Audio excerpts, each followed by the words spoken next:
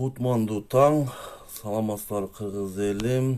Бүгүнкү темабыз президенттикке талапкер Сегизбаев Абдил Кеңешевич деген киши боюнча өмүр баянын, иште өткөн ступендери кандай болгон, кайсы жерлерде иштеген. Бул киши 25-июнь күнү 1973 жылы Бишкек шаарында төрөлгөн экен. Бул бала шаардык бала экен, мындай айтканда. Бул киши 1991 жылы Кыргыз Республикасынын сельскохозяйственный институту бар по имени Скрябина. Ошо окуу жайды 96 жылы бүтөт экен. Бул ишмердигин баштайт экен. 95 жылдары баягы бизде Сорос фонд деп ачылбады беле. Ошол жерде координатор болуп иштейт экен. 2000 жылы 95 ишке кирет, 2000 чейин иштейт экен. 2000 жылдары 2003 чейин координатор Швейцарская ассоциация международное сотрудничество иштейт экен, координатор болуп. Андан кийин 2003-2005 бул киши өтө билимдүү экен. Пресс-секретарь Акаевдин малында пресс-секретарь президент болот экен, мындай айткандачы. Бул киши ошентип иштеп жүрүп 2005-2006 болуп жылдары консультант по управлению человеческими ресурсами деп ОРДС деген Элит деген компанияда иштейт. Бул 2010-2011 жылдары специалист по управлению, руководитель отдела по связи общественности агентства развития инвестиций сообществ деген ишканада иштейт экен. 2009 жылдары Центр эффективного управления, 2010 жылдары консультант представительство Всемирный банкта, Кыргызстан ичинде Всемирный банкта иштептир. 2011 жылдары преподаватель Академия управления президент экен. 2011-2014 чейин советник президента зав. Отдел информационной политики. 2014-2015 председатель, зампредседатель директор службы анализа прогнозированных рисков на ГКМ замы болгон экен, орунбасары. 2015 ушу 2015тен 2018 бизде ГМБнын начальник болгон экен, СМБнын. Бул кишинин өткөн тажрыйбасы, иште өткөн тажрыйбалары өтө билимдүү киши экен, билимдүү киши. Бул кишинин айтканы туура, себеби бул киши көп нерсени билет. Ким жегич, ким жегич эмес, ким кандай саясий мотивде отурган, ким кандай уголовное дело боюнча отурган. Бул ошол эле Садыр аке жөнүндө айтып атат бул киши. Бул саясий мотивде болгон эмес деп. Бул действительно бул ушул малда Садыр Нуркожоевичте отурганда, Садыр акенин отурганда ушул киши болгон, ушул малда председатель болупчу. Бул киши билет, саясий куугунтук болгондо жооп бериш керек болчу да. Эми азыркы биздин көп адамдар айтып атпайбы, троллдар айтып атат, саясий мотив. Садыр Нуркожоевко саясий мотив болгон эмес экен. Садыр бул Абдил Кеңешевичтин айтышы боюнча бул айтып атпайбы, бул за уголовное дело сидел. 4 статья менен, оор статьялар менен мойнуна коюлган экен Садыр акегечи. Ошон үчүн туугандар адашпайлы, эртеңки 10 январь 2021 жылы тандаган талапкерлер, бул талапкерлердин программасын окуп чыгыш керек.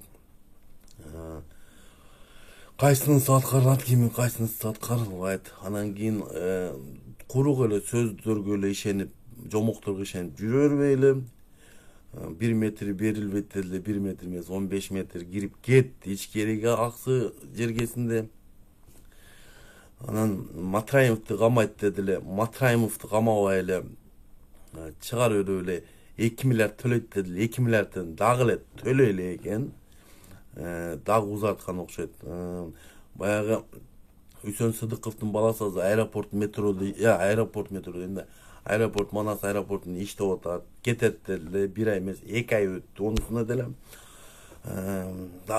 кайсы Кумтөр улутташтырат деле, улутташтырылбай эле. Азыр троллор айтып атат, onu айткан эмес депчи, улутташтырам деп айткан эмес, аракет кылабыз деп жүргөн деп атпайбы? Жок, адашат. Бул троллдору да эмне айтышын өзү да билбейт, бул троллдоручу. Мен айтып коем, Кумтөр боюнча мен айткам, Садыр акеге окшогон 100 та дагы Кумтөр жеп коет. Себеби өтө күчтүү билими, күчтүү бизде юристтер жок. Международный аренадачы юристтерди. Ошон үчүн туугандар, биздин Сакалөө, Макалөө дегендерибиз кудурети жетпейт. Айтканда Садыр аке дагы ошо Дастан Жумабековдун шери экен, кече Талант аке да ошо экен, Мамыт, Сакалөө, Макалөө. Бизге мындай Сайгизбаевге окшогон, образованный адамдар бар, мына Курсан Асанов деген, Бабур Төлбаев деген өтө күчтүү жигиттер келип атат. Иманалиев беле, Атамекен депутат, ошо Сооронкулов өтө күчтүү кандидаттар, өтө образован, билими күчтүү, анча-мынча нерседе Кыргызстанды международный аренага чыкканда, Кыргызстан атынан чыга турганда уят болбой турган болуп, биздин жүзүбүз дегенде мактанып, анан кийин барып алып 5-класстын окуусун окшоп деп отурсаңар, анан кечегинде 5 адам чыгып, ошо 5 адам деп аткан адам эмес, ошол жерде 15 адам болгон. Ошо мен ошо Ак Ниет коомунун председатели болом, мындай айтканда төрагасы болом. Ошо биздин акциябыз, митингибиз бир эле ошо менен чектелип калбайт. Биз каршыбыз. Садыр Нуркожоевдун талапкер койгонун себеби, биз укуктук мамлекетте жашай турган болсок, укуктук мамлекетте демократияны өнүктүрөбүз десек, особо опасный преступник, заключенный, можно сказать, талапкерин коюп, анда бардыгын эле ошо, онда түрмөдөн отургандардын бардыгын чыгарып салбайлы, бардыгы пусть талапкер болсун ондочу. Закон деген баарына бирдей иштеш керек деп турабы? Онда ошо эле Коля вор законго деле укук берип коюлуп, президентке катталып, талапкерин койсун ондо. Турабы? Тура айтам, мына мисалы. Ошон үчүн туугандар, качан гана 6,5 миллион эл аң сезими менен, акыл ой менен тандашты үйрөнсө, талапкердин ичинен, анан азыркы кетип аткан грязный ушу Садыр Нуркожоевдун грязный пиары, черный пиары өтпөйт, дагы бир жолу. Бул эскирген черный пиарларычы. Себеби адам баласы азыр 21-кылымда жашап, технологиялар азыр өнүккөн да бизде, турабы? Кандай адам экенин билдим турбайбы? Эми бар экен, эми ишенген, ошо троллдордун, ошо Садыр акенин троллдордун ишенген адамдары да бар экен, ишенбегендер деле бар экен, бизге ишенгендер да бар экен, бизге ишенбегендер да бар экен. Ошон үчүн туугандар, коркпогула, эчтекеден коркпогула. Коркуп келип, ушу 30 жылдан бери ушул малга келдик. 30 жыл болду. Мен 36-га чыктым да. Мен азыр 36 жаштамын, 3 баланын атасымын. Ушу 30 жыл 36-га чыгыпмын, 10 жыл болуптур мигрант болуп жүргөнүм. 10 жыл болуптур. 10 жылдан бери Кыргызстанга барып келип, ушу бала чака кандай чоңойгон деле сезбей калдым. Себеби барасың, баланы көрөсүң. Азыр эми жаңы технология чыгып, эми интернеттен WhatsApp менен сүйлөшүп, кичине Кыргызстанда жүргөндөй болосуң да. Ошон үчүн биздин мигранттар талада жүргөн, ушу Москва, ушу дүйнөдө ар четинде жүргөн мигранттарга айтып кетерим. Туугандар, Кыргызстанга баралы. Ушу жолдон, ушу башка мамлекеттен алган опыттарыбызды барып Кыргызстанга мындай салым кошсок, анан ошо салымдарды кошуп өнүктүрсөк, ошо Кыргызстан өнүгүп кетеби дегенимде, туугандар. Анан Садыр аке боюнча айтайын. Садыр аке, чын айтайын аке, талапкериңизди алып эле салың аке. эми президентке бара турган акыбалыңыз деле жок экен, историяңызды мындай айтканда политический хромая уткасы да мындай айтканда.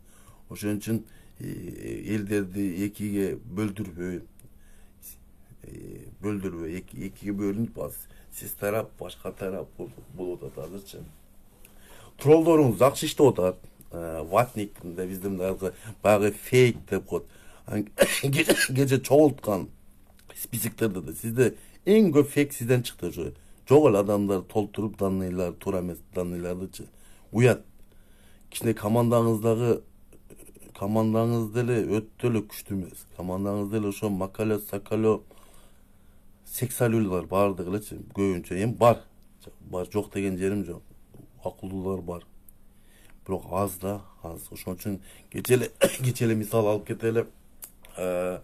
Баягы Бышкан төрайымы Шайлоки ар бир талапкерге берип атканда, удасы талапкер көбүлүк берип атканда талапкердин карасаңар төрага деп жазып коет. Бизде качан аял киши төрага болуп айтылды эле. Бизде аял кишини төрайым деп айтылат. Ошо технически ошибканы оңдоп койсоңуздар. Бизде мамлекеттик деңгээлде ушундай деградация болдук. Мамлекет бизге айтпай, биз жөнөкөй жарандар мамлекеттин катасын таап, бул уят деген нерсе болот. Бизде өтө күчтүү лингвисттер бар, кыргыз тили боюнча ошондой адамдар иштеген. Бизде эми мындай болуп калды, 30 жылдан бери мен тууган, урук, мисалы бир должность колтуруш үчүн $5000-2000. Мен таң калам ушул нерселергечи. Мисалы бир жерге милицияга ишке кирейин десең, эми оперби же следовательби бир $2000 башталат экен. Ошондой экен да, бизде ошондой. Мен эми көрүп эле жүрбөйбүзбү көбүнчө. Мына мен досторум иштейт, тууган уруктар иштейт дегендейчи. Ошон үчүн туугандар катышпагanga жаңы люстрация кылабыз дегенде, 5-октябрда караган түнү 6-октябрга люстрация. Азыркы бийлик Жээнбеков, ошо эле Атамбаев, азыркы Садыр Нуркожоевич өзгөрүш жок. Ошо эле боюнча калат. Себеби Садыр Нуркожоевич биринчи баштаганда экономикадан баштагыш. Садыр ака келди, эт кымбаттады, коронавирус, продукталар кымбаттап аткан, интрига, должность талашмай, посту талашмай, азыр көрүп атабыз, ана Ошто штабтын, ошо Садыр Нуркожоевичтин штабын талашмай экен. Уят да туугандар, уят. Ошон үчүн туугандар, талапкерлерден вообще адашпагыла. Бизде өтө күчтүү саясатчылар кетип атат. Ошо эле мен айткан адамдардын ичинен карап, программасын окуп, ошо программаларын окуп чыгып, автобиографиясын обязательно карагыла. Садыр аканын биринчи жолу эмес экен. Садыр ака баягы ак үйдү ташип, Мамытов болуп секирип өткөндө, дары базасынан өтүп, тосулган решеткадан өтүп шымдан жетти. Ошондо 1,5 жыл Ташиев менен Жапаровго бериптир. 1 жыл Талат Мамытовго. Эми азыр элестесең, ошо адамдар бизде бирөөсү спикер, исполнительный обязанность, бирөөсү убактылуу азыр четтелип туруп премьер-министр. Ушул нерсеге өзүбүз күнөөлүүбүз. Өзүбүз ошол 10 жыл мурун эксперттер айткан.